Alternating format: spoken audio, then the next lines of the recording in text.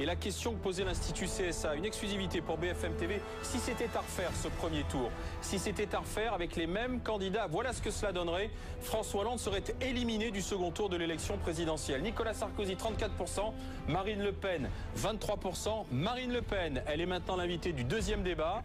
Elle est avec Ruth Elkrief et elle est Marine Le Pen, la présidente du Front National, face à Pierre Moscovici. Ruth. Merci Alain, bonsoir Marine Le Pen, bonsoir. Merci de nous avoir rejoints. Pierre Moscovici, merci d'être resté avec nous pour ce débat.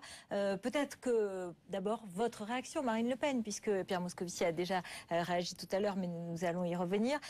Si c'était à refaire, vous arrivez avec 23% au lieu de 17,9% dans notre sondage CSA, et vous êtes au deuxième tour avec 33% battu par Nicolas Sarkozy à 67%. Alors peut-être d'abord une première réaction, surprise? Non, mais si vous voulez, c'est pas ce sondage qui est intéressant. Ce qui est intéressant, c'est de voir la courbe des sondages. Et la courbe des sondages démontre que le Front National est en train d'acquérir un véritable vote d'adhésion. Je veux dire, on commence à être vraiment sur le fond des problèmes. Et je crois que beaucoup de Français sont conscients aujourd'hui que la politique qui a été menée par François Hollande est très semblable à celle menée par Nicolas Sarkozy. Et on a vu d'ailleurs les difficultés lors du précédent débat. On a vu que toutes les grandes questions que se posent les Français n'ont pas fait l'objet du débat. L'Europe, le protectionnisme, l'euro, l'immigration, et pour cause. Parce que c'est vrai que sur ces grands sujets-là, il faut bien dire que la politique qui est menée dans ces grands axes, parce que c'est ça qui est important. C'est aussi le pouvoir d'achat, le chômage, et on l'a abordé dans ce premier débat. C'est lié, bien sûr. C'est lié à l'Union européenne. Et sur ces sujets, il faut bien dire que très proche, et d'ailleurs, on a vu que l'UMP est venue comme le gouvernement, en contre des attaques qui ont été formulées contre Mme Merkel, de manière probablement un peu téléguidée d'ailleurs par le Parti Socialiste. Pierre Moscovici, Marine Le Pen en tête chez les salariés et chez les ouvriers. Il y a un problème du Parti Socialiste, ou en tout cas de François Hollande, aujourd'hui avec les couches populaires? Il n'aura pas échappé à Madame Le Pen qu'un sondage était une photographie. Je l'ai dit tout à l'heure, je le répète devant elle, et que les élections présidentielles sont dans 4 ans, la prochaine consultation électorale dans 1 an. Et donc, je pense qu'il faut prendre cela comme un moment où les Français, c'est vrai, et notamment les Français qui ont voté pour nous, attendent des résultats de notre politique. Nous le savons, nous sommes lucides. Je voyais tout à l'heure Madame Le Pen qui, entrant, disait qu'elle allait affronter un technocrate. Je veux peut-être vous dire, parce qu'on se connaît mal, qui je suis. Je suis d'abord un fils de l'intégration républicaine. Mes 4 grands-parents étaient étrangers. Ils ne parlaient pas français. Surtout, mais je vais dire aux fonctionnaires. Et en plus, ils ont été, pendant la guerre, mis à l'écart des atrocités que ce pays a pu connaître et que l'Europe a connues, justement parce que les Français ont su être accueillants et attractifs. Et puis la deuxième chose sur le technocrate, mais il ne vous aura pas échappé non plus que je suis l'élu d'une circonscription très ouvrière, le Pays de Montbéliard, que j'ai battu, une candidate du Front National que vous connaissez bien, avec un score, je crois, tout à fait respectable. Et donc, ces ouvriers, je les connais. Et je sais ce qu'ils peuvent ressentir aujourd'hui. Et ce que je veux leur dire, c'est que la politique que vous proposez, c'est une politique d'illusion. On va parler d'Europe, j'espère. Une politique qui tourne le dos à l'Europe. Une politique, une politique qui veut refermer la France sur elle-même. On va y aller, parce qu'on va en parler, mais je voudrais d'abord qu'on les écoute. Attendez une seconde, qu'il soit exigeant par rapport à nous, je le comprends. Qu'ils s'interrogent, je le comprends. Mais je veux leur dire que la politique que nous menons, c'est la politique de redressement du pays, que c'est en plus une politique de redressement dans la justice. Vous allez avoir 30 minutes pour leur dire, Pierre Moscovici. Mais je parle à Madame Le Pen, si vous le permettez. Et donc, que pour moi, l'Europe est toujours, à condition qu'on la réoriente, une solution, qu'elle n'est pas un problème et qu'on ne peut pas lui tourner le dos. Monsieur Moscovici, je crois que vous n'analysez pas la rupture absolue qui existe entre votre gouvernement et les ouvriers et les salariés. On va écouter Marine Le Pen, vous allez voir avec nous ce sujet. Je peux vous dire, Monsieur Moscovici, que vous ne seriez pas réélu aujourd'hui. Alors, écoutez, justement, on va les écouter. Non seulement vous êtes pour le Père Noël, mais en plus vous lisez dans la boule de cristal, mais on en reparlera. Pierre Moscovici, Marine Le Pen, merci beaucoup de regarder avec moi ce sujet. Nos reporters Jérémy Trottin et Yoann Parisé sont allés à Gonfreville-Lorcher, 9000 habitants. Ils ont voté à 72% pour François Hollande. C'est une cité ouvrière, elle est touchée de plein fouet par la crise. Plus de 20% est au chômage. Et regardez, la déception est à la hauteur des espoirs. À Gonfreville-Lorcher, cité ouvrière de la banlieue du Havre, 1 an après l'élection de François Hollande, la désillusion est totale. Oui, j'ai voté pour lui. Ça sera à refaire, je le ferai pas. Mais une qui monte en flèche, j'ai bien le FN. Marine Le Pen. Et je pense qu'elle va monter. Et je serai pour elle. Il faut qu'il y ait un changement de toute façon. Oui, Marine Le Pen, c'est très bien. Il faut bouger pour faire bouger justement Hollande, pour qu'il se mette à gauche. Parce que là, il n'est pas à gauche. On devrait changer le président. Vous voteriez pour qui là? Mélenchon, quoi. Un rejet de François Hollande et une radicalisation des habitants, observée et même comprise par le maire de cette ville, communiste, depuis plus de 60 ans. Il y a un sentiment de dire, par la voie normale, par la voie démocratique, ça suffit pas. Le gouvernement a des actes contraires à ses promesses. Et il faut qu'à un moment donné, le peuple dise ça suffit, radicalise sa position pour dire maintenant on veut des actes conformes aux promesses. À l'origine de ce désenchantement, une politique économique et fiscale non comprise par de nombreux salariés.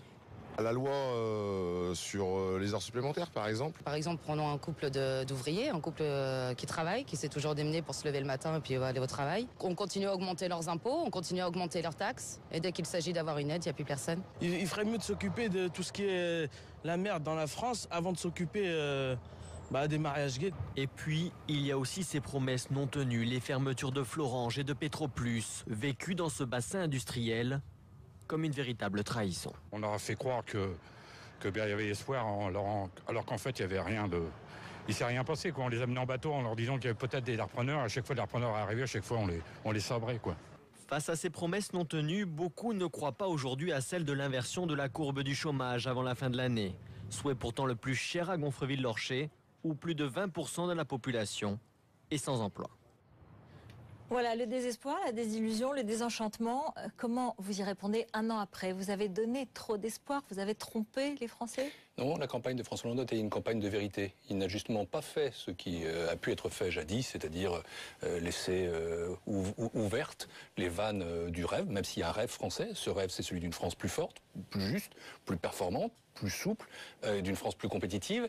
Mais en même temps, il savait, et nous savons, que la crise est là, que la réduction des déficits s'impose à nous, que l'endettement est une plaie pour la France, qu'un pays qui s'endette, c'est un pays qui s'appauvrit, c'est un pays où on ne peut pas agir pour l'éducation nationale, pour la sécurité, pour l'emploi, pour l'économie. Nous savions tout ça, et nous savions aussi qu'il fallait réparer tout ce que la droite avait détruit, la dette publique qui explose, les déficits qui sont trop élevés. Je dis ça pourquoi? Parce que je pense à ces électeurs-là, je les connais encore une fois, ils ressemblent aux miens, qui n'ont pas voté d'ailleurs à 72% pour François Hollande, mais je veux qu'ils sachent qu'à aucun moment ils ne sont oubliés de nos préoccupations, que la justice que nous mettons en œuvre, je pense à la politique que j'ai décrite tout à l'heure pour le pouvoir d'achat, ou encore la politique fiscale, c'est ce qui anime, ce qui guide nos pas, et que l'inversion de la courbe du chômage, je le répète, c'est ce qui mobilise le gouvernement complètement autour d'une politique qui est une politique à la fois de compétitivité et d'encouragement à la création d'emplois.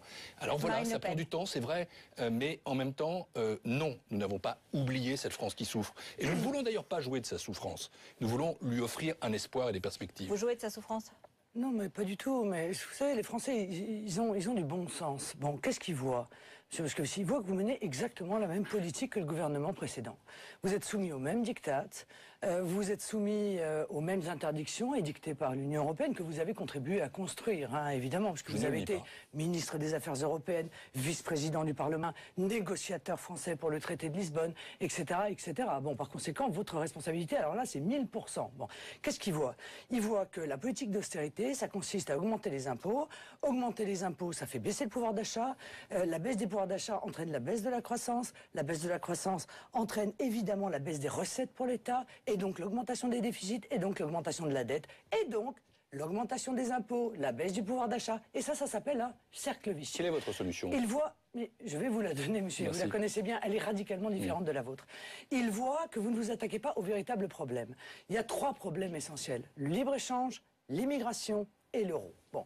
Pourquoi l'immigration? Parce que l'immigration crée une concurrence sur le marché du travail. Or, nous avons 8 millions de personnes en France qui ne travaillent pas autant qu'ils l'aimeraient. Et ce chiffre ne cesse d'augmenter. Et parce que ça sert l'immigration à peser à la baisse sur les salaires et donc, par définition, à atteindre le pouvoir d'achat. Ça date pas d'hier, ça date des années 70. Et tous les gouvernements de droite et de gauche ont usé de l'immigration pour cela. Le libre-échange, eh bien, ils se rendent compte que 500 000 emplois industriels ont été perdus en 5 ans, que ça va continuer, parce que eux, ils sont ouvriers, ils sont salariés, ils voient bien qu'ils sont en concurrence avec des gens qui n'ont pas les mêmes normes. Les agriculteurs le voient, les ouvriers le voient, les mêmes normes sociales, les mêmes normes environnementales, qu'ils ne sont pas payés avec les mêmes charges, et que vous avez organisé un dumping social, non seulement d'ailleurs de la part de pays étrangers à l'Union européenne, mais même au sein de l'Union européenne. Alors, réponse, Pierre Moscovici. Il y a aujourd'hui, je crois, 40 000 emplois qui vont être perdus dans le BTP à cause de ça. On parlera de l'euro ensuite, puisque évidemment c'est la suite. Je vais d'abord dire une chose que j'assume complètement, puisque je fais un débat avec Mme Le Pen. Moi, je suis un Européen. Je suis un Européen engagé. Je l'ai toujours été. Je le reste. Et je pense en effet que l'Europe doit être la solution. Mais là où je m'écarte de vous, c'est sur l'idée que nous serions en train de mener la même politique que les autres. Non, nous ne menons pas une politique d'austérité. Nous menons une politique sérieuse. Une politique sérieuse, et ce que vous proposez n'est pas sérieux. C'est justement de l'illusion. Les déficits publics ne sont pas une invention. Les déficits publics, on ne peut pas les laisser filer. La dette publique, c'est ce qui pèse aujourd'hui comme étant pratiquement le premier budget de l'État. Et moi, je dis qu'un euro de dette en plus, c'est un euro improductif, c'est un euro qui ne sert à rien, ni au service public, ni à l'économie, et donc qu'il faut réduire les déficits. Oui, mais en refusant l'austérité. L'austérité, ce serait d'accepter, en effet, d'être uniquement soumis à des chiffres, par exemple 3% en 2013. Nous ne le faisons pas, nous ne le ferons pas, parce que nous voulons soutenir la croissance, parce que nous souhaitons une Europe qui, à la fois, soit sérieuse, mais pas austère. La deuxième chose que je voulais dire, c'est qu'au fond, il y a 3 remèdes que vous proposez. J'espère qu'on va en parler un peu profondément. C'est-à-dire arrêter toute forme d'immigration, la France fermée. Deuxièmement, c'est mettre fin à l'euro. Et c'est troisièmement, le protectionnisme. Et je dis que, d'une part, faisant ça, vous ignorez complètement comment fonctionne aujourd'hui l'économie mondiale. Nous sommes un pays ouvert, nous sommes un pays qui exporte, nous sommes un pays qui importe, nous sommes un pays qui ne supportera pas le protectionnisme. Quant à la fin de l'euro, j'aimerais bien qu'on discute ensemble des conséquences que cela aurait. Oui, et moi, je vous dis ici que non, ce ne serait pas l'apocalypse, parce que l'apocalypse, franchement, c'est trop facile comme argument, mais que ce serait, pour l'économie française, plus qu'un affaiblissement, un effondrement. Et je suis prêt à le démontrer point par point. Si vous voulez sortir la France de l'euro, vous allez plonger la France dans la catalepsie, la faire régresser, l'affaiblir et la faire carrément disparaître des radars économiques. C'est moi qui surfe sur la peur. Lourde. Mais c'est vous qui surfez sur la peur, monsieur. Non, je ne sors pas lourde sur une peur. Je voudrais que vous m'expliquiez. Elle va nous expliquer comment on peut sortir de l'euro. Et moi, je vous dirais pourquoi c'est une catastrophe. D'abord, je voudrais quand même vous montrer, parce que vous parlez d'isolement. Hein. Ça, c'est l'argument classique. Ah oui, on va être isolé, on va être isolé. Bon, d'abord, je voudrais vous montrer cette carte. Elle est très intéressante. C'est la carte de la croissance mondiale. Voilà. Vous voyez en bleu, il y a l'Union européenne et l'Iran. C'est-à-dire que la situation économique de notre pays est celle d'un pays qui subit un blocus. Voilà. Voilà les conséquences quand même de la construction européenne. Vous subit un blocus ? Alors, laissez parler Marine Le Pen, continuons. Nous sommes dans la situation, la zone euro est dans la situation d'un pays qui vit un blocus. C'est-à-dire le seul pays qui est équivalent, c'est l'Iran. Bon, ça c'est la première chose. Tout le reste du monde est en croissance. Alors parlons-en. Est-ce qu'il ne faut pas être en relation avec ce reste du monde? Nous sommes donc isolés, puisque le reste du monde est en croissance, et nous ne le sommes pas. Parce que nos frontières sont ouvertes à tous les vents. Sauf que, madame, le protectionnisme s'applique partout. Et c'est ça que M. Moscovici ne veut pas dire. Il s'applique aux États-Unis, il y a des droits de douane, il s'applique au Brésil, en Argentine, en Russie, en Chine, au Japon, en Corée du Sud. Alors c'est soit par l'intermédiaire d'un avantage qui est donné aux PME, PMI dans l'accès au marché public. Tous les pays le font. Nous n'avons pas le droit de le faire. L'Union européenne nous l'interdit. C'est par l'intermédiaire de droits de douane qui sont mis pour protéger certains secteurs. C'est le cas dans beaucoup de pays dans le monde. Mais nous, l'Union européenne, nous l'interdit. Nous devons être nus dans les vents violents et mauvais de la mondialisation. Et on nous explique qu'il faut être compétitif. Je répète que je ne vois pas comment est-ce qu'on peut être compétitif, Monsieur Moscovici, quand on est en concurrence avec des salariés du Bangladesh. Alors, réponse c'est peut-être payer $50 par mois et vivre dans des cailloux, si vous voulez. Moi, je ne vois pas quoi dire d'autres Français, parce que je ne suis pas Merlin l'Enchanteur, mais vous, oui, manifestement. D'abord, non, vous n'ignorez pas que la France fait partie d'une organisation qui aujourd'hui couvre l'ensemble de la planète, qui s'appelle l'OMC. Et alors, l'Organisation mondiale du commerce. L'Organisation mondiale du commerce, et que les accords à l'OMC sont des accords qui supposent une forme de réciprocité pour laquelle nous nous battons. Moi, je ne dis pas que l'Europe ne doit pas se protéger. Je dis que le protectionnisme n'est pas la solution. Qu'est-ce que ce serait le protectionnisme? Ça consisterait à dire, voilà, nous nous enfermons derrière des frontières, nous combattons les importations et nous dopons nos exportations. Et de surcroît, si ça s'accompagnait de la sortie de l'euro, pour laquelle vous militez, et pour laquelle, encore une fois, je souhaite que nous parlions, nous aurions, par exemple, une dévaluation de ce qui resterait, du franc, de l'ordre de 25 à 30%, qui renchérirait les importations. Qu'est-ce que ça signifierait? Par exemple, je vais prendre un exemple. Ça signifierait le sans-plomb en quelques jours à 2 euros. C'est insupportable. Vous savez, ce qui fait qu'une économie fonctionne, la croissance, c'est quand les entreprises sont performantes. Et ce qui nous permettra d'affronter des économies qui ont des salaires beaucoup plus bas, c'est d'être plus innovants, c'est d'être capable de rechercher plus, c'est d'être capable d'offrir des produits qui, sur le marché mondial, sont des produits attractifs. Et donc, moi, je suis en train de vous dire qu'en effet, je suis favorable à une économie ouverte. Et je vais vous donner un exemple. Je vais vous donner un exemple supplémentaire. J'étais avec le président de la République en Chine. Et en Chine, nous avons d'une part voulu accompagner des entreprises, des PME notamment, pour pénétrer les marchés chinois. Et nous avons aussi dit qu'il fallait des investissements directs en France. Mais je vais vous donner 2 chiffres. Le premier, 33% des emplois industriels viennent d'investissements étrangers en France. 25% de nos exportations industrielles viennent d'investissements étrangers en France. Et vous voudriez, vous, que nous nous réfugierions derrière des sortes de murs? Je dis que ça, c'est une politique de gribouille. Bon, monsieur, d'abord, je suis en train de vous dire que je veux que nous appliquions, nous, les mêmes protections qu'appliquent d'autres pays. C'est donc une réciprocité. Aujourd'hui, il n'y a pas de réciprocité. Ils appliquent des limitations à nos importations, mais nous n'appliquons pas de limitations à leurs importations. Et ça pose un problème. L'OMC, vous me parlez de l'OMC comme si l'OMC interdisait. Vous savez bien que l'OMC ne l'interdit pas, parce que l'OMC autorise à instaurer des droits de douane jusqu'à 50% pour les produits agricoles. Nos agriculteurs seraient bien heureux de ne pas se retrouver confrontés à la concurrence déloyale de produits qui sont fabriqués sans aucune norme sanitaire et qui arrivent avec des coûts horaires qui évidemment font que nous ne pouvons pas être en compétition avec eux sans cette protection douanière. Et jusqu'à 35% l'OMC accepte pour les produits non agricoles. Et c'est d'ailleurs pour ça que tous les pays dont je vous ai parlé, en l'occurrence, eh bien, ils utilisent ces protections. Ils se réarment dans la mondialisation. Ils ne sont pas naïfs face à cela. Vous nous avez vendu ce débat, M. Moscovici, au moment où il a fallu ouvrir les frontières aux textiles chinois. Vous avez dit, mais oui, mais nous, on fait du luxe, nous, on a un savoir-faire. Nous, on va faire du luxe et eux, ils vont faire des babouches. Ben non, ils font du luxe aussi bien que nous, figurez-vous. Ah non. Parce que, non, mais vous inquiétez pas. Ah si, on leur transfère la technologie, monsieur Moscovici, si on leur explique exactement comment il faut faire ce que l'on est en train de faire de manière folle depuis des années, ils font aussi bien et évidemment moins cher que nous. Est-ce qu'on ne se priverait pas de l'emploi industriel dont parlait Pierre Moscovici en fermant nos frontières? Mais en aucun cas, comment faisions-nous avant, lorsque nous avions des frontières? Le commerce ne nécessite pas d'avoir, encore une fois, les portes grandes ouvertes. Il faut mettre des droits de douane intelligemment, presque chirurgicalement. C'est ainsi que les États-Unis, par exemple, ont mis des droits de douane sur les importations de pneus chinois pour préserver leur secteur économique. Voilà. Alors, nous par exemple, sur lesquels il faudrait le faire concrètement? Au niveau européen, bien sûr, par français. Mais français au niveau français, seulement. Mais oui, je vais vous expliquer. Et alors, par exemple, sur lesquels? Je vais vous expliquer pourquoi. Les fruits et légumes, par exemple, qui sont le porc en Allemagne. Vous voyez, l'Allemagne utilise des salariés à très bas coût, entre 400 et 500 euros par mois, pour faire à l'intérieur de l'Union européenne du dumping social. Eh bien, qu'est-ce que l'on dit? On dit, écoutez, non, là, vous faites, ça c'est du dumping social, par conséquent, nous mettons en œuvre un droit de douane parce que vous ne respectez pas, dans ce domaine particulier, les règles d'une concurrence loyale. Est-ce qu'on peut faire ça? Est-ce qu'on doit faire ça? Ça a toujours été comme ça. Il ne suffit pas, comme ça, d'enfiler des formules d'ailleurs totalement imprécises pour dire des vérités. Et je vais vous reprendre sur un certain nombre de points. D'abord, le niveau mondial des droits de douane moyen, il n'est pas de 35%, il n'est pas de 5%, il est inférieur à 4%. Deuxième chose, s'agissant de la politique agricole. C'était l'autorisation par l'OMC, mais l'autorisation, dès lors que les droits de douane effectifs...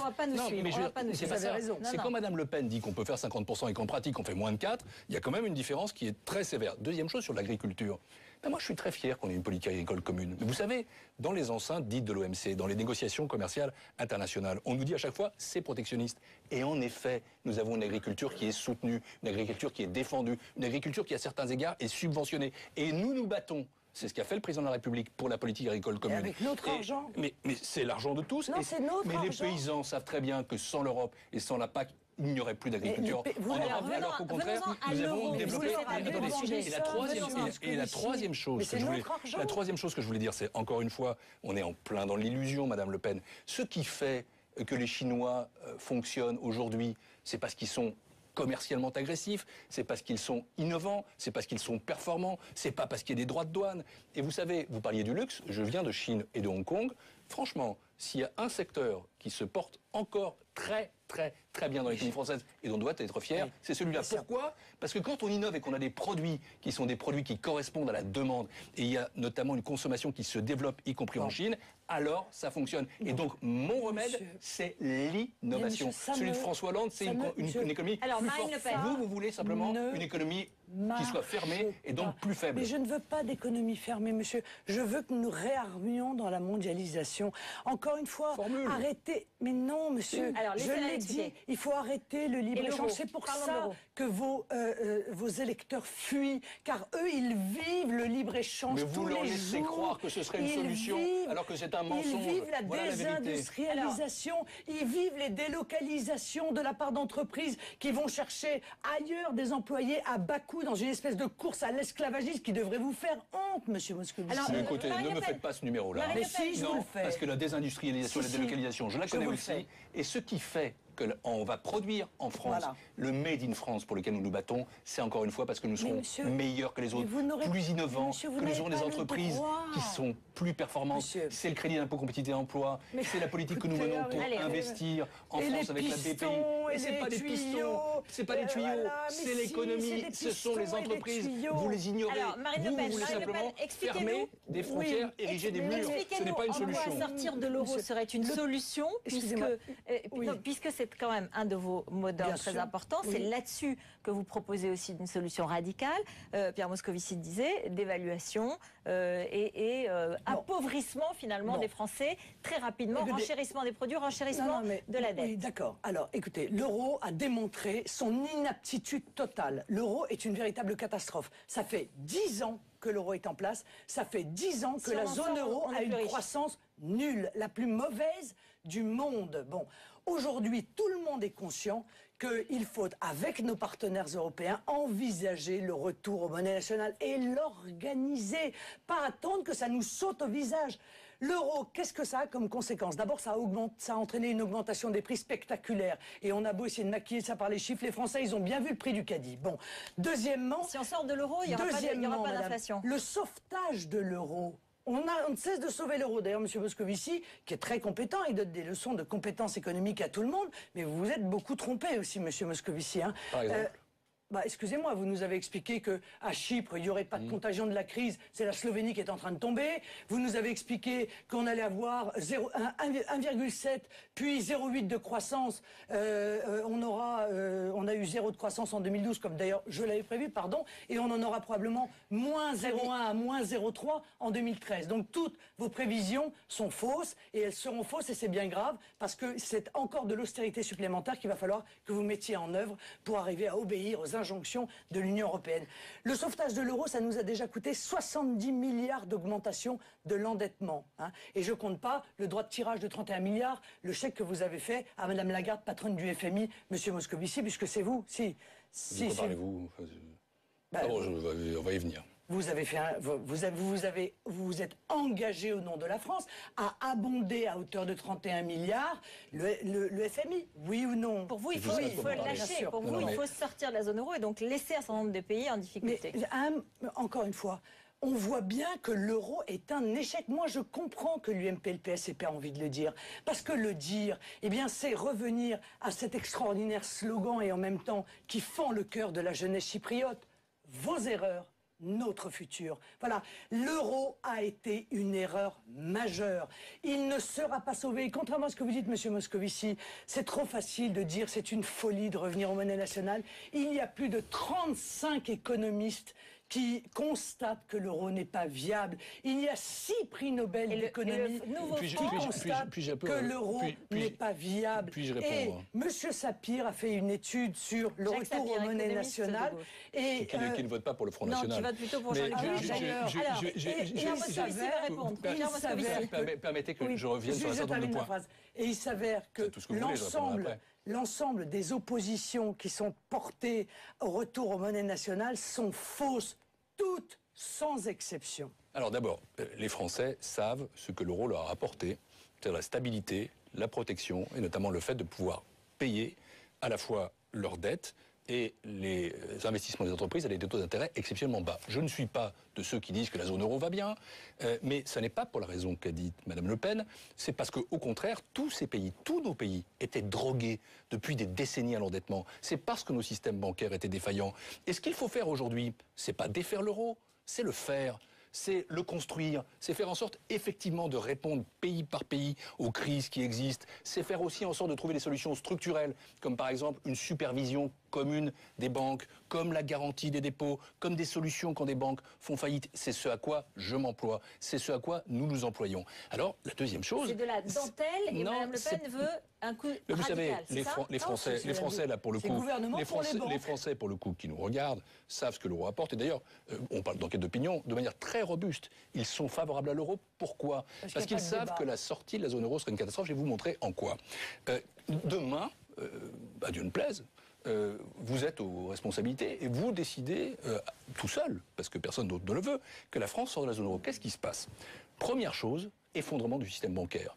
Parce que nous avons des participations croisées dans toutes les banques, parce que notre dette était mise en euros, et il n'y aura pas Lehman Brothers, il y en aura 10.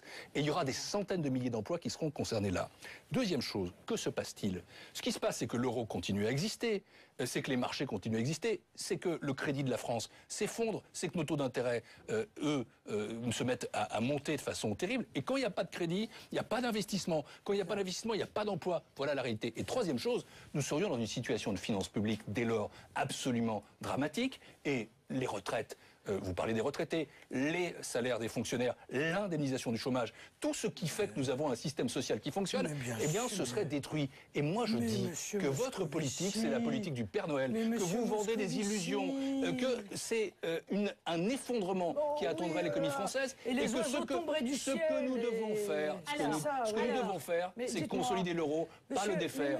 Et votre politique est une politique que je considère comme singulièrement démagogique. Vous voulez surfer sur des souffrances, vous voulez surfer sur des peurs, toujours les mêmes, vous voulez fermer les choses, alors que ce que nous devons faire, c'est plutôt réorienter l'Europe, la construire, c'est ce à quoi nous nous employons, c'est ce que fait François Hollande, quand notamment il mène avec l'Allemagne un dialogue qui est ferme et amical.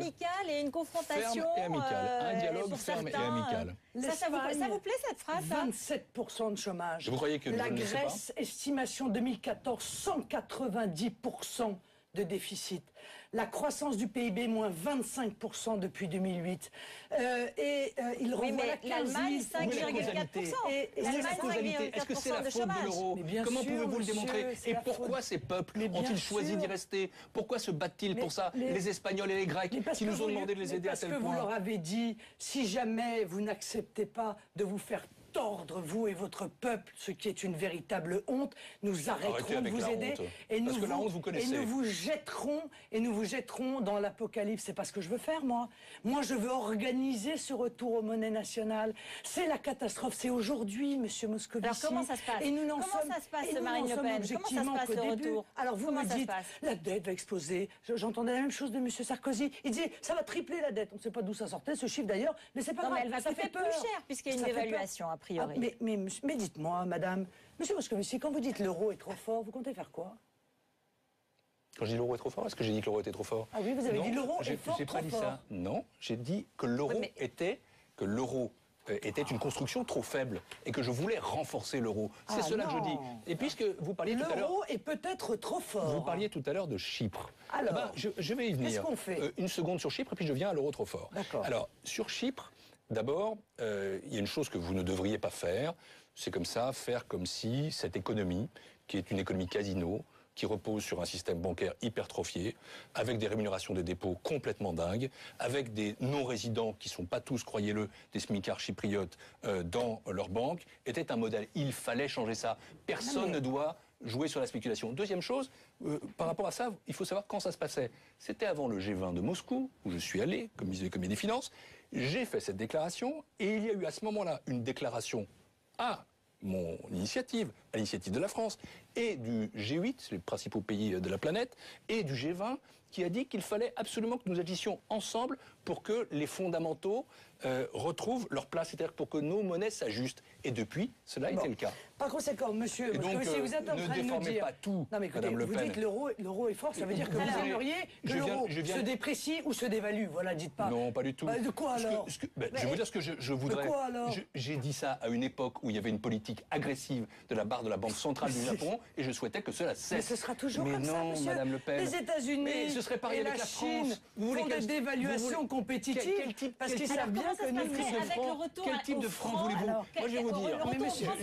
Je poursuis sur mon scénario. C'est-à-dire le vôtre. Vous revenez aux responsabilités. Pardonnez-moi. Laissez-moi exposer le mien. Vous revenez aux responsabilités. Le vôtre. Et vous êtes, si je comprends bien, pour un franc qui n'est pas trop fort. Et bien, si vous avez un franc qui est très faible, on retombe sur ce que j'ai dit tout à l'heure, des importations dont le coût explose parce que notre économie est ouverte et les mêmes déficitaires en termes de commerce extérieur. C'est une politique de gribouille. Vous allez, encore une fois, faire en sorte que notre économie s'appauvrisse, que les Français ne gagnent rien. Voilà ce que vous voulez faire. Vous changez d'avis, c'est ennuyeux. Nous sommes attentifs à cette question, j'évolue avec la situation, etc. Et on nous dit qu'une hausse de 10 centimes d'euros, c'est 1 milliard de chiffre d'affaires en moins pour EADS. Bon, ça c'était dans les déclarations. Ça veut donc dire qu'on espérait que l'euro baisse. Or, s'il baisse, c'est soit une dévaluation, soit une dépréciation. Par conséquent, on retombe sur l'argument utilisé contre moi, mais qui ne vaut pas pour vous, manifestement, en disant « Ah oui, mais ça va surenchérir épouvantablement, par exemple, le pétrole. Oh là là, on va plus pouvoir, ça va être 2 euros le litre de pétrole. » Bon, mais ça n'est pas vrai.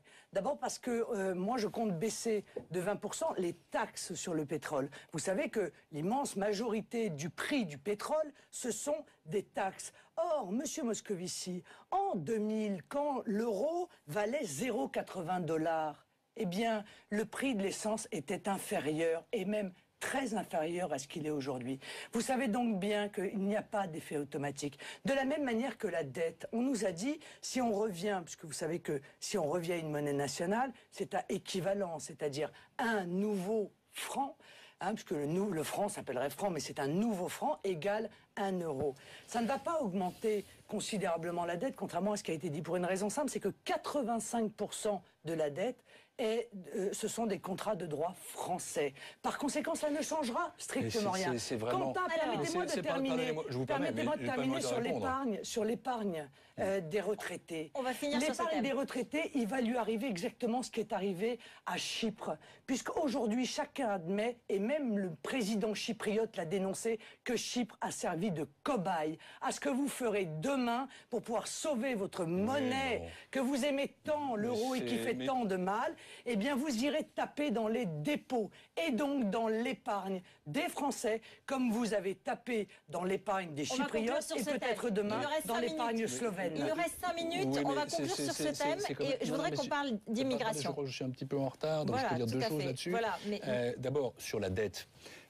C'est vrai que c'est un contrat de droit français, mais c'était mis en euros. Et donc je maintiens tout à fait. Mis en nouveau franc. Je maintiens tout à fait. Mais vous ne pouvez pas comme ça renégocier des contrats.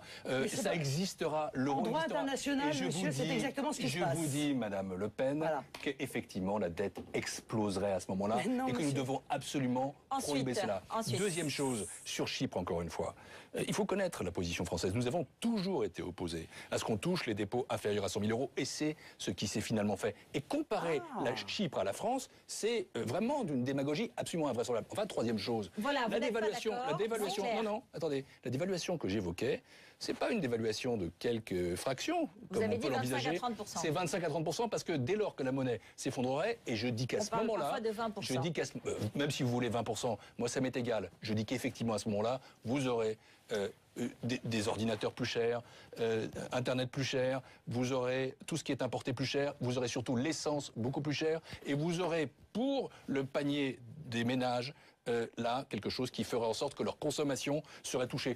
Illusion, démagogie, inexactitude, imprécision. Vous avez parlé de 3 thèmes. Marine Le Pen, Marine Le Pen, finissons sur ce thème. Il nous reste 5 minutes. Mais je ne dis pas. Marine Le Pen. Nous travaillons sur la compétitivité vraie. Marine Le Pen, vous avez parlé de l'immigration. Je voudrais qu'on y revienne pour finir. Vous vous trompez. Non, je ne suis pas la seule. Merci à tous les deux. Vous avez remarqué en Europe que ce débat est en train de monter de manière spectaculaire. Alors justement là-dessus. Vous l'avez remarqué. quand même. Justement, c'est vrai qu'avec le populisme, les choses montent. C'est vrai qu'avec la remise en cause du système établi. Le jeu sur les souffrances, le jeu sur les peurs, les solutions illusoires à la Père Noël, celles que vous faites, c'est vous qui faites du catastrophisme. C'est cela qui fait monter cette inquiétude. Vous êtes quelqu'un qui sème l'inquiétude. Vous vivez de l'inquiétude, vous vivez de la peur, alors que la France est une société ouverte, c'est une grande économie. Vous devriez avoir confiance en elle et non pas tâcher comme ça de saper le moral des Français. C'est en vous que j'ai pas confiance. C'est pas en la France. En la France, j'ai confiance. Allons. Bah oui, elle n'a pas confiance en vous. Alors, vous avez confiance dans la France, Marine Le Pen. Plus tellement, manifestement. Marine Le Pen, vous avez confiance en la France. François Hollande a été élu président de la République et nous sommes là pour ça. Elle a intégré un certain nombre de générations. C'est bien, bravo. Mais les Français là-dedans, dans quelle situation sont-ils? Marine Le Pen. Les Français, ils attendent que la politique que l'objectif, c'est être réélu. D'ailleurs, c'est le seul objectif de la classe politique française depuis 30 ans, être réélu. Les Français ont besoin d'un cap. D'ailleurs, M. Hollande l'a dit, lorsqu'il était à l'émission de télévision, il a dit il faut que Mme Merkel comprenne que l'austérité, il faut que ça s'arrête, non pas parce que ça entraîne la ruine, parce que les Français n'arrivent plus à boucler les fins de mois, non, il a dit parce que ça rend les gouvernements impopulaires. Parce qu'on ne va pas être réélu. Alors ça, c'est grave. On a un président, pardon. Vous arrivez en deuxième. Dans notre sondage, vous arrivez en deuxième. Ça vous donne des responsabilités. Ça vous donne éventuellement une situation de crédibilité. Vous arrivez dans une situation de pouvoir. Qu'est-ce que vous faites? Vous avez dit l'immigration, c'est un danger. L'immigration, c'est impossible. François Hollande, depuis un an, et avec Manuel Valls et avec les tenants de la gauche réalistes, on dit aussi l'immigration en temps de crise, c'est pas si simple. Il faut y réfléchir. Pendant la campagne. Ah oui, pendant la campagne. Emmanuel Valls l'a répété pendant la dernière année. Donc pour vous, rien n'a changé?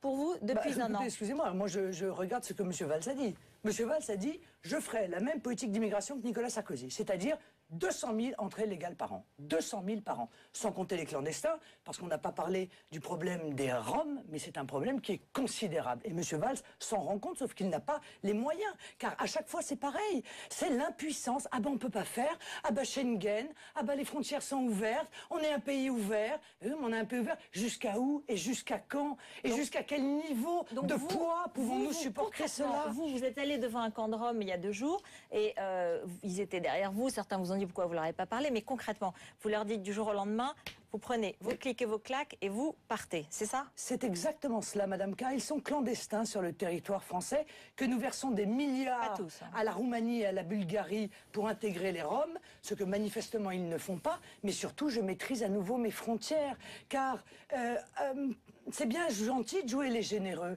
mais les camps de Roms ne s'installent pas à côté de ceux qui prennent ces décisions, voyez-vous. Ils s'installent dans des endroits qui représentent une gêne très lourde pour nos compatriotes. Bon, le problème, c'est vous avez vu que l'aide en janvier 2014, et je terminerai, en janvier 2014, Schengen, normalement, devrait permettre à la Roumanie et à la Bulgarie d'être, excusez-moi, non, attendez, laissez-moi terminer ma phrase, d'être membre, vous allez répondre, Pierre Moscovici, vous allez répondre, d'être membre à part entière de l'Union européenne. Or, il y a en Europe de l'Est 10 à 12 millions de Roms. Il est évident qu'ils pourraient venir, peut-être pas les 12 millions bien sûr, mais un nombre très conséquent, venir s'installer sur le territoire français sans que rien ne puisse être fait pour les en empêcher, parce qu'on a voté l'ouverture de l'Union européenne à la Roumanie et à la Bulgarie. On voit bien au fond ce qui nous sépare, ça c'est extrêmement net pour le coup. Vous êtes partisane d'une société qui se ferme et se referme, d'une société qui se protège, c'est le protectionnisme, d'une société qui rompt avec l'euro et qui donc tourne le dos à l'Europe, et d'une société qui fait en sorte de nourrir ce fantasme de l'immigration. Non, de nourrir les siens. Non, mais attendez, moi, vous savez, je vous l'ai dit tout à l'heure, je sais ce que sont mes origines, je sais ce qu'est l'histoire de notre pays. On n'a pas parlé de valeurs. Marine Le Pen, vous laissez finir Pierre Moscovici. Je parle de mes 4 grands-parents étrangers, je parle de mon père qui était apatride quand je suis né et qui est devenu aujourd'hui quelqu'un titulaire de 20 doctorats honoris causa et qui est un des sociologues les plus connus en France. Voilà de quoi je parle. Je parle de ces 50% d'investisseurs dans la Silicon Valley qui sont d'origine étrangère. Et cet après-midi, le président de la République a dit qu'il fallait des visas pour des gens qui étaient capables de créer des entreprises. La France, c'est un grand pays de liberté, d'égalité, de fraternité. C'est un pays qui ne peut pas se refermer. C'est un pays où, en même temps, on ne peut pas faire n'importe quoi en matière d'immigration. Et vous parliez de Manuel Valls et vous parliez des Roms. Franchement, là, vous êtes à côté de la plaque complètement, puisque le ministre de l'Intérieur lui-même a décidé à l'égard des Roms une politique qui est une politique humaine, mais une politique qui est extrêmement ferme, qu'il a supprimé certaines aides, les aides humanitaires, qu'il a réduit les autres, qu'il veut qu'il y ait aussi un accompagnement social, un accompagnement scolaire. C'est ça que nous voulons faire. Et c'est une loger dans le logement social. Je souhaite une France qui reste une France ouverte, qui reste une société ouverte, mais qui soit une société qui crée la sécurité pour les siens, qui fasse en sorte qu'en matière d'immigration, on ne fasse pas n'importe quoi. Le président de la République sur ces terrains-là, il est à la fois extrêmement humain, mais en même temps, il a le souci que notre territoire recueille ce dont il a besoin, c'est l'immigration économique, mais qu'en même temps, il y ait aussi une fermeté. C'est la politique qui est conduite par le gouvernement. Vous caricaturez. Et je pense que ceux qui vous auront écouté, qui nous auront écoutés, auront bien compris qu'en réalité, vous jouez sur les peurs, vous ne proposez aucune solution, vous n'êtes pas dans la réalité, vous n'êtes pas dans la réalité du monde et de l'Europe d'aujourd'hui. Je pense que vous vous trompez profondément et que ce n'est pas la politique dont ce pays a besoin. Merci beaucoup, merci à tous les deux. Merci d'avoir participé à ce débat. Vous avez à peine 10 secondes de différence dans les temps. Merci beaucoup. C'est Alain Marchal, bien sûr, qui reprend la main pour continuer à nous dévoiler les résultats du sondage CSA. Effectivement, Routel Krief, puisque c'est l'enseignement principal de notre